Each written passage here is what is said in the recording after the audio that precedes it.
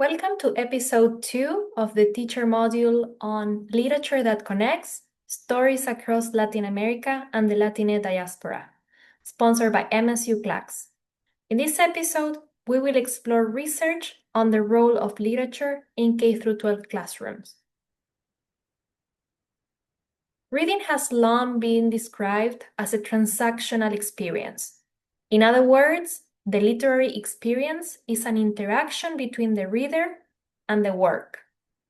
At the individual level, readers interact with texts by drawing on their prior knowledge and emotions to infer, interpret, and construct meaning.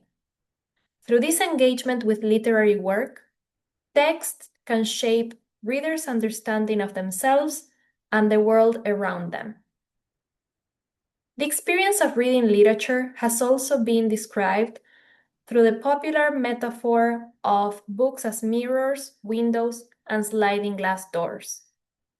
30 years ago, Rudine Bishop coined this metaphor to raise awareness about the lack of representation of people of color in the mandated curriculum in K-12 education. These reading experiences offer different affordances. Therefore, we need to provide students with opportunities to engage in all of them. Books can function as mirrors, reflecting people's lives. But what are the benefits of these books in K-12 classrooms? Research says that books that are mirrors into our students' lives and experiences have socio-emotional benefits, which include an increased sense of confidence and higher self-esteem, as their identities are reaffirmed when they see characters that look, speak, and behave like they do. These books also create a sense of belonging, especially when students of diverse backgrounds are a minority in the classroom. Books can serve as windows into societies and cultures different from our own. Research studies have shown that students who read books that are windows into cultures different than their own have socio-emotional benefits. Students are able to understand other cultural locations and develop empathy, tolerance, and openness to new ways of seeing the world. Research also says that window books offer sociocultural benefits. Students don't need to travel the world to know it better.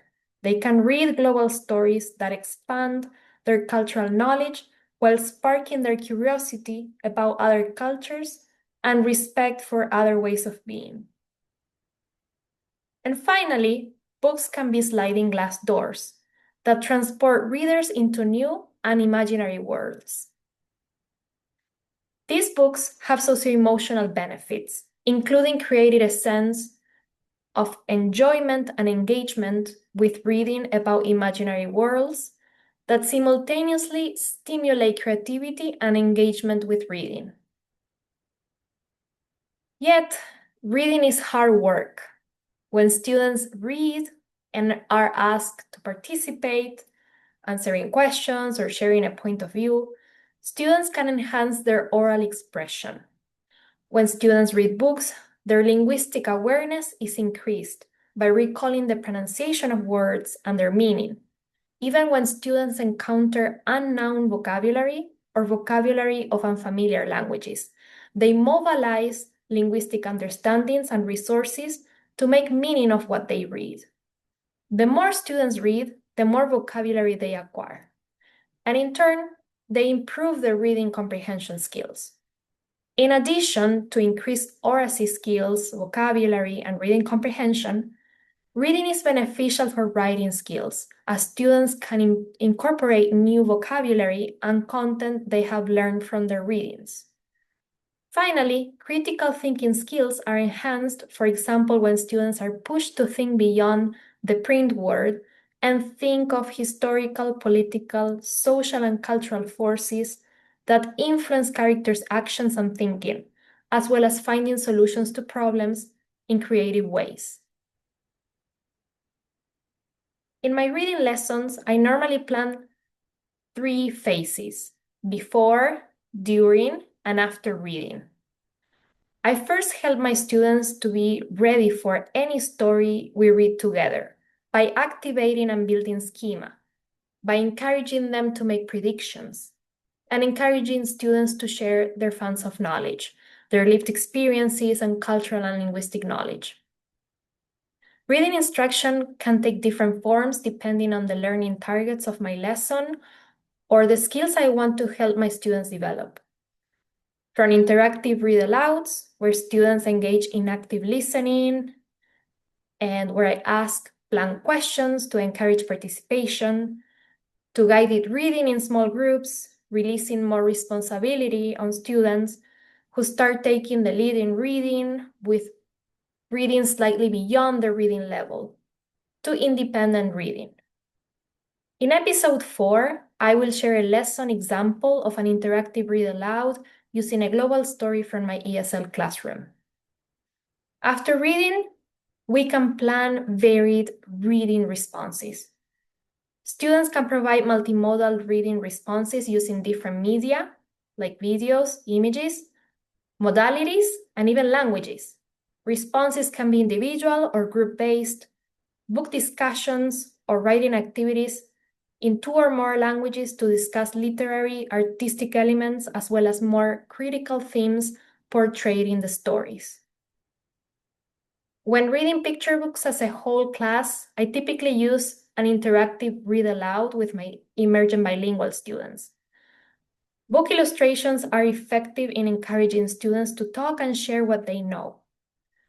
Stories that reflect some aspects of their identities encourage them to talk more, especially when they are developing their linguistic skills in English. There are resources created by scholars with K through 12 teachers in mind to provide guidance on how to incorporate global stories. For example, this publication titled Global Literacy Communities Creating Curriculum that is Intercultural provides examples of how pre-K through 12 teachers work together to integrate global literature into their classrooms, particularly around the curriculum framework that encourages students to develop intercultural understanding. The guide includes many examples of activities you can use to encourage intercultural perspectives, including individual reading responses listed here, exploring the story of their names, creating cultural X-rays, drawing heart and mind maps, and creating books to describe aspects of their own. Another individual reading response is self-portraits. Students can work on crafting visual representations of themselves, drawing on their cultures and linguistic repertoires. Bilingual books can reaffirm bilingual and biliteracy practices of our emergent bilingual students. These books also invite us all to learn more about bilingual characters and the authors and illustrators and their stories and motivations for writing bilingual books. We can use global stories to promote translingual writing responses. This practice is particularly helpful with emergent bilingual students, as they develop their language skills in English, as well as to recognize the rich linguistic repertoire of our bi-multilingual students. I'd like to wrap up this episode with this message. As teachers, our goal is to build a culturally responsive learning environment for academic success. Reading global stories can help us attain this goal as we align our instruction to research-based instructional practices that support our students' cross-cultural and socio-emotional learning, their biliteracy skills, and creative and critical thinking. In the 3rd episode of this module, I will share strategies to select literature. See you there.